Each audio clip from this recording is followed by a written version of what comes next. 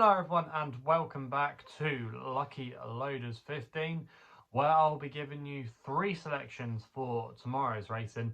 Now before we get into them, I quickly just want to reflect on how our tips performed today. In the end, it was a good day here on the YouTube channel as we had a winning nap and next best. The nap was Rockerdam in the 5:30 at Kempton. I thought Holly Doyle gave him a lovely ride. He was well treated on some of his old form. His latest run was quite eye-catching and he was able to build on that today. So I hope some of you were on that one there. And the other selection we put up was Patrickless at Leicester. In the end, there was quite a bit of Rule 4 because there are a couple of non-runners.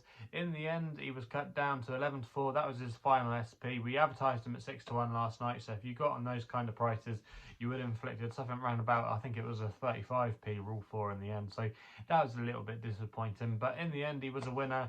And I'm not sure what to make about him really, because he jumped, I thought, on the main quite well. But he just never had the gears to go on. I think he was just a horse that kind of just ground it out. He was genuine when it came to battle, but he probably doesn't have tons in hand. But it'd be interesting to see what he does next time out. And I think the ground for him was key today at Leicester. So yeah, on the whole, it was a good day.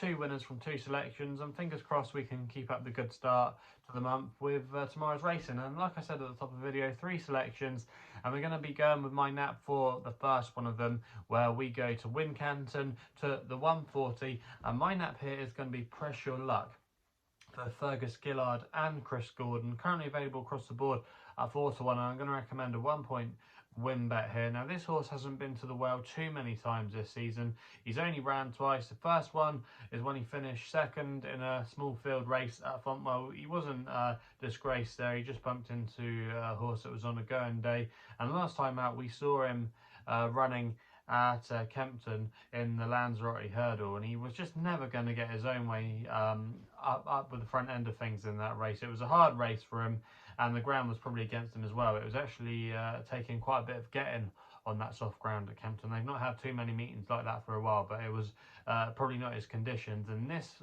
tomorrow, I think, is definitely going to be more up his street. He's a horse that's always been seen to best effect on genuine good ground. And even though, yes, it might take a little bit of getting at Wincanton tomorrow, I think the ground will be more up his street. And he's been dropped £2 now to a mark of 128. That's a fairly workable mark for him. And I just think tomorrow he'll enjoy this test. I think the ground will play to his strengths. I think the course will be right up his street. I just think there's a lot to like about him. The yard are going well as well. I just thought the likes of Champagne Court, Charlie Todd coming aboard, I wasn't so sure about him. Echo, you can't really back anything of Paul Nicholls at the moment. Stuart Edmonds, Red Royalists have been really in and out this season. For me, Pressure Luck at the prices made more appeal than the majority in this race. And by process of elimination, I came down on him. And I thought he was a really solid option for tomorrow's racing. And I think he could definitely go close for us in that 140 at Wincanton. We then go with my long shot of the day. I'm taking a bit of a chance on this one.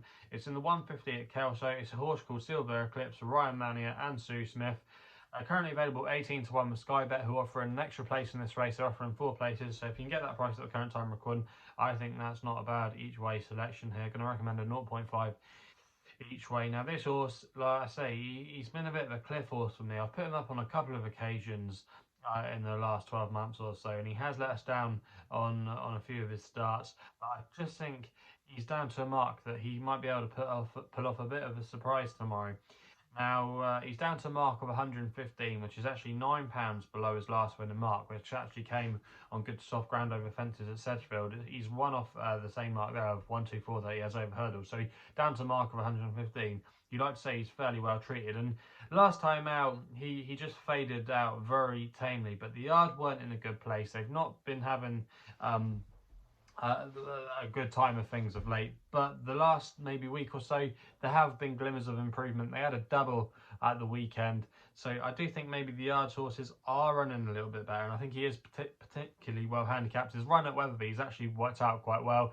You had Unexpected Party from the Skeltons come out and boost the form since. Also as well, Severance of Ben Pauling's Man and Mighty race in a decent event at Cheltenham at the weekend. So there is a bit of a good look to that form. And I just thought for a Class 3, this particularly wasn't a strong race. And this is probably one of the more easier assignments that Silver Eclipse has had on his recent starts. And I think if he rediscovered anywhere near his best form, I think he's a massive each way player.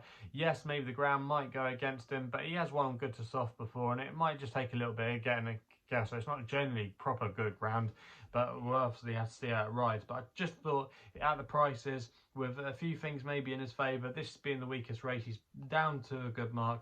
Blinkers are back on as well, but just might spark up a bit of things. I think he'll prefer the step back up to this longer trip as well. I think 2 mile 5 was definitely on the sharp side for him. I just thought there are a lot of things in his favour, and that's why he's going to be my long shot of the day.